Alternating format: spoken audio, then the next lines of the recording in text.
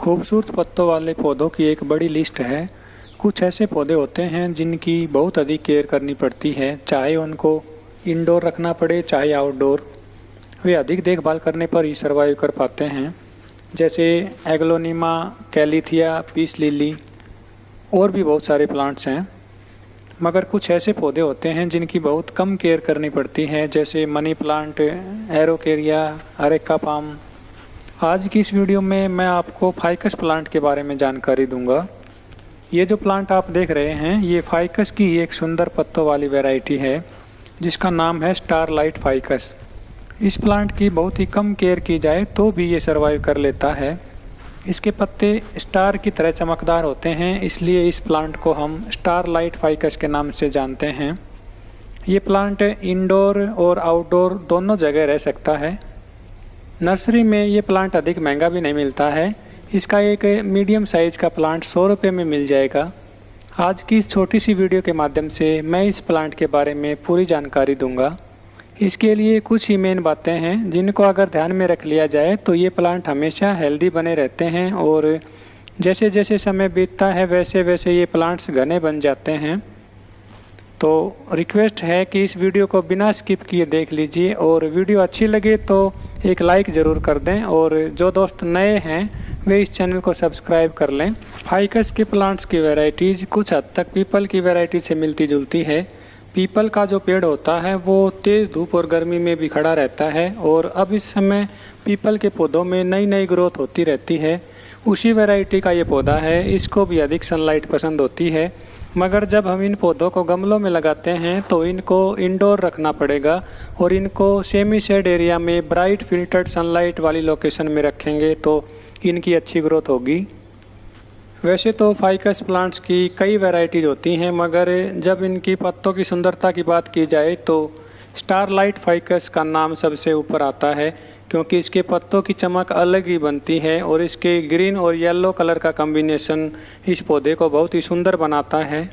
हम इस प्लांट को इंडोर बालकनी में रख सकते हैं जहाँ पे फिल्टर्ड सनलाइट आती हो और इस प्लांट का एक बहुत ही सुंदर बोनसाई भी बन जाता है। यदि हम इस प्लांट को आउटडोर लगाना चाहें तो इसको नीचे ज़मीन में लगाना होगा। ज़मीन में लगाने पर इस पौधे की बहुत अच्छी ग्रोथ हो जाएगी और इसकी हाइट 10 से 15 फीट तक बढ़ जाती है और इस प्लांट की जितनी हम कटिंग करते हैं उतनी इसकी अच्छी ग्रोथ होती है। फाइकस के पौधों की जब अच्छी ग्रोथ हो जाती है तो उनकी ब्रांचेज की एयर लेयरिंग करके भी हम नए नए पौधे बना सकते हैं।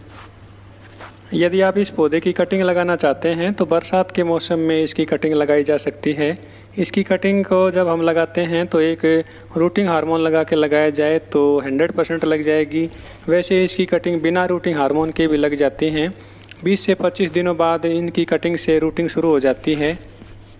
इसके एक पौधे से बहुत सारे पौधे कटिंग के द्वारा बनाए जा सकते हैं। नर्सरी से एक बार इस प्लांट को ले आते हैं तो उसको बार बार लाने की आवश्यकता नहीं होगी। एक ही प्लांट से बहुत सारे पौधे कटिंग लगाकर बनाए जा सकते हैं। इस प्लांट के लिए मिट्टी की बात करें तो इस प्लांट को आप किसी भी प्रकार की मिट्टी में लगा सकते हैं। हर प्रकार की मिट्टी में इस पौधे की अच्छी ग्रोथ हो जाती है। इंडोर लगाने पर हमें इनके पत्तों का विशेष ध्यान रखना पड़ता है।